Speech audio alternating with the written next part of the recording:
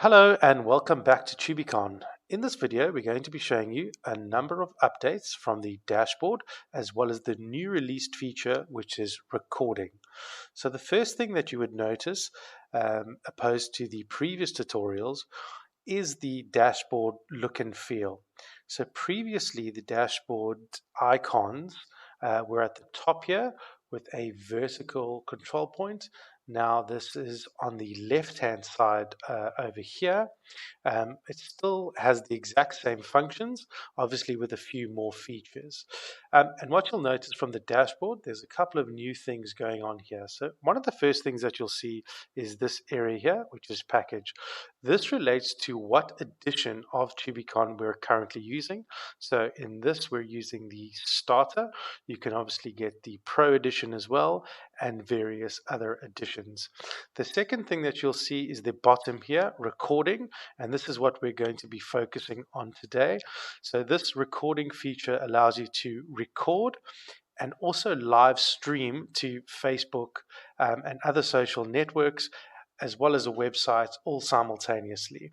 And then obviously we have Team over here, and there is previous tutorials to explain what Team is. So if you're not sure how we got to this point here, please visit our other tutorials on YouTube as well as our website to explain exactly how we got here and some of the other features within Tubicon. So let's jump straight into the recording. So the first thing we're going to go to do is Studio. Right. So Studio, this is obviously where we are filming or live streaming. And what the first thing that you'd need to do is obviously turn on your instance over here. And what you'd notice now is there is actual record button over here. So before we click record, I'm just going to jump here to the media section. So the media section is where your recordings are going to be stored. So this is a recording that I did not so long ago, and it has a timestamp over here, and it also has the date. So if you'd like to go back to a previous recording, you can just click on the date. I haven't recorded anything yesterday, but essentially this is where your data will be kept. Okay, and then if you jump back to your dashboard, you can see on the recording here how much storage you have and how many recordings you've actually done. So let's go back to the studio. Right, so I've already switched on my instance over here on my live stream. So what I'm going to do is I'm actually just going to record. So the first thing that you'll see is the controls over here. It's all the same as the previous tutorials.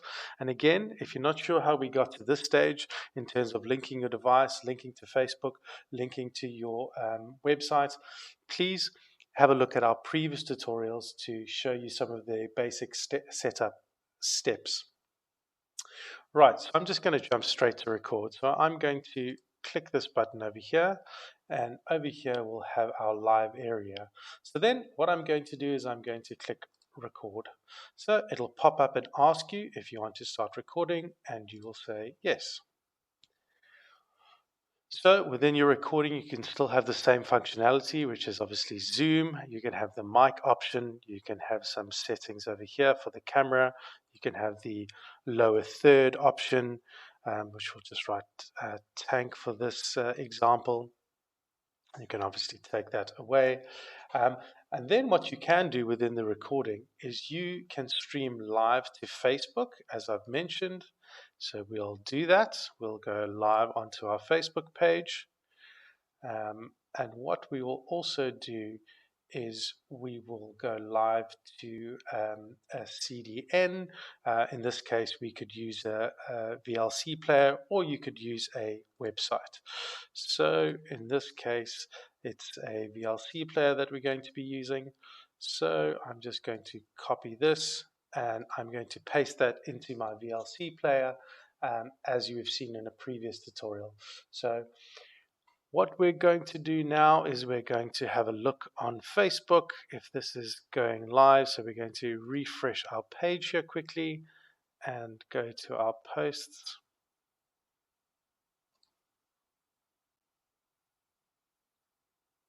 So that's cool. There you have it. It's actually live streaming to Facebook.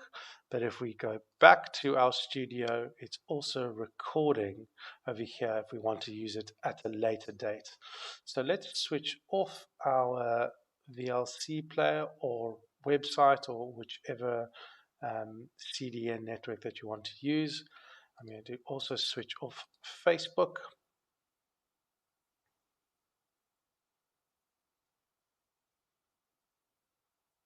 And I'm going to stop my recording. I'm going to switch off here. And then I'm going to head back to my media. So great. So what you'll see now is you'll see the video or event or whatever you've just recorded right here. And what's really nice is this is actually downloadable. So you would just click this over here and you'd be able to download everything and use that at a later date. So that is the basic features of recording. As I mentioned, there's some other really great tutorials on our YouTube channel as well as our website where you can obviously look at all the different features within Tubicon. So let's just go back to our dashboard here.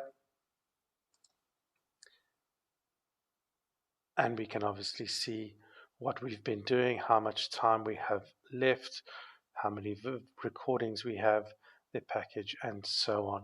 So last thing that you would need to do, and something that you should always remember when using Tubicon, is actually turn off your studio because you have a limited of time depending on the package that you've actually purchased. Great. Well, thank you very much for listening to this video. And anything else that you may need, please don't hesitate to contact Tubicon. And again, please have a look at our previous tutorials and YouTube channel for more information on Tubicon. Thank you very much.